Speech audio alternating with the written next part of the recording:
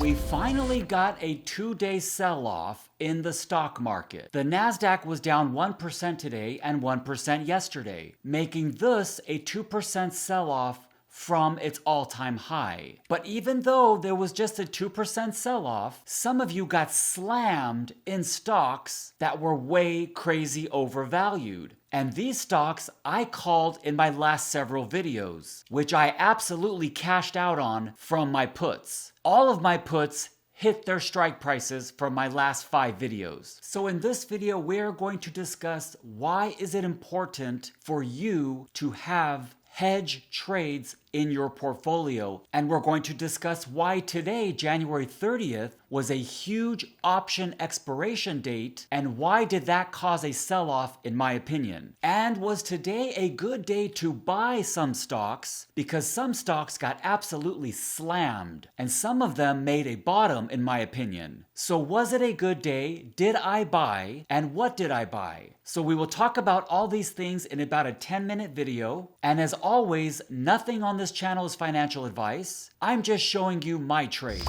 Okay, so first of all, today was a huge option expiration date, which is January 30th. Because for some reason, traders pick a date and other traders follow them. And the volume starts piling in and the open interest increases. This is why I never follow the herd. I always go farther out in my expiration dates. And if I do follow the herd, I am way out of the trade as soon as I have a good profit. Because as we see today, stocks were on a 2 to 3 to 4 day decline as it went into the expiration date. And for some of the stocks that I mentioned in my last several videos, I saw bullish call option buying on Monday. And I thought to myself, why would there be bullish call buying when the stock is at its high and the stock is way overvalued? And does that trader actually think the stock will go higher by Friday? Absolutely not. And I called it in my videos. That's why I think my videos are valuable for you, because I see the downside to a stock just as I see the upside.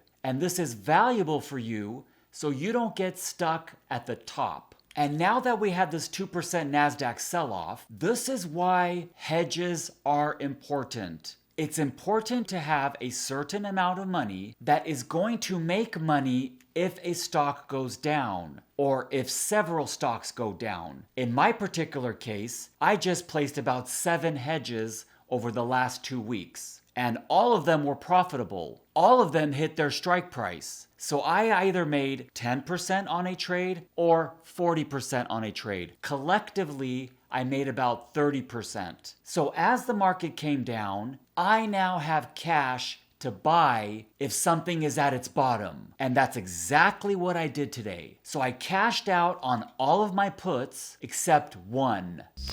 And so how much money should you have in hedges in your portfolio? I think about 10%. If you are absolutely sure that that stock is overvalued. And that 10% hedge should be spread out over several hedges. But if you think one stock is super overvalued, I do not disagree with placing the entire 10% on that hedge. And of course, if everything sells off and we're in a bear market, then you wouldn't have 10% hedges. In that case, you would probably have 1 or 2% in hedges, depending on which stocks ran way too high, too fast. And so which stocks sold off today? The stocks that sold off today and yesterday, and for the past 7 days or so, are the AI bubble stocks and the sectors that are connected to the AI bubble. And this does not include your Mag 7, like Google, Amazon, Meta, Microsoft, Micron, Nvidia. These stocks are not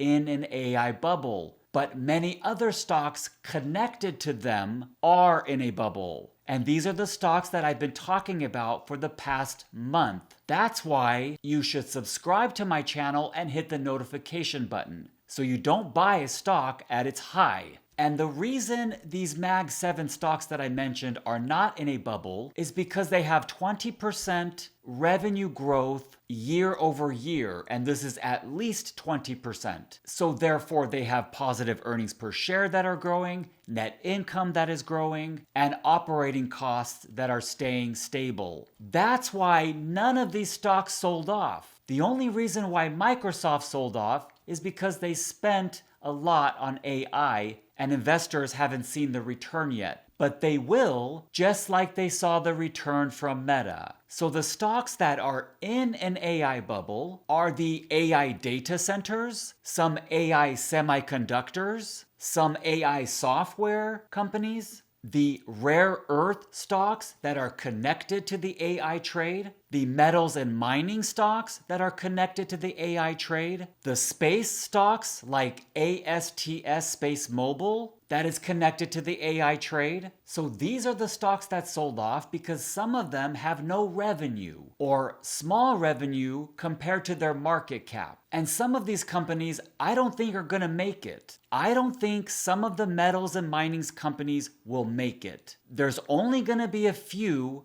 that make it. But we'll have to see that over the coming 4 quarters. And I will be covering it in my videos. And because we've been hearing about this AI bubble for the past 6 months, and it's very easy for me to look at a company in 10 minutes and tell you if it's overvalued or not, that's why I think it's important to place a hedge. And if you're a smaller investor like me, which is only trading with about 30,000, how else are you going to come up with money to add to your portfolio if you don't have a hedge? Because unless you're adding to your cash balance every month or so, how else are you going to come up with the money when the market sells off? You would have to sell one of your winners at their highs and sit on the cash. But you won't have to do that if you have a hedge. Because if that winner drops and the hedge is cashing in, you can take that hedge money and add it to your winners. That's the purpose of hedging. And a lot of stock market YouTubers are not talking about hedging. And some of these guys have 500,000 or 1 million followers. And they're not selling their winners. They're adding to the winners when the stock market dips. But what they're not telling you is that they're making 30 to 50,000 a month from their YouTube channel, and they're adding to their cash balance in their account so that when the market sells off, they can add to the winners. But what if you don't have that money? What if you only have $5,000 or you only have $1,000? It would be smarter, in my opinion, to break the money up into hedge money, long money, option call money, etc., etc. But some of it has to be in hedges. Because if you don't plan on adding to your cash balance in your account, how else are you going to come up with money? And suppose you don't have the money. For example, I haven't added cash to my account in probably 3 months. And I am making a positive return every month. And I'm doing this because I'm moving the money around. I'm hedging it. I have call options. I have long shares. And I'm going to mention 2 YouTubers now, which I have a lot of respect for, and I watch their videos. I just want to make a point. The first one is Jeremy Lafrobe. With his videos, you're going to sit in a stock for 3 to 10 years. The only stocks that he sold, from my understanding, is his Tesla and some of his Palantir. So he used that money to add to the winners. And he has a deep cash balance. But that cash balance comes from his YouTube channel because he's making $50K to $100K a month from the YouTube channel. So he's not paying his bills from the stock market. He's not paying for his family for the stock market. He's not paying for his new house for the stock market. He's letting the money from in the stock market just sit there, and you think that you can do the same thing. But what if you need the money? What if you don't have a lot of money to sit there? And you can sit in a stock for years and barely make a double. For example, look at his cheesecake holdings. They've done nothing, and he's been in there for 5 years. Another example is Zip Trader. I love his videos, but he doesn't tell you when to place a put. But he'll tell you, expect a pullback. And a lot of his calls were at the stock's high. So I would just like to say, Zip Trader, why don't you have more put options on your Discord? It will really help everybody, I think, because you know a pullback is coming. And like I said, I have a lot of respect for both of these guys. I watch both of these guys' videos. I am just giving you another perspective from watching their videos and my knowledge and my experience of trading, which I think has just as much value as their videos. Or at least my opinion will help you in one way or another.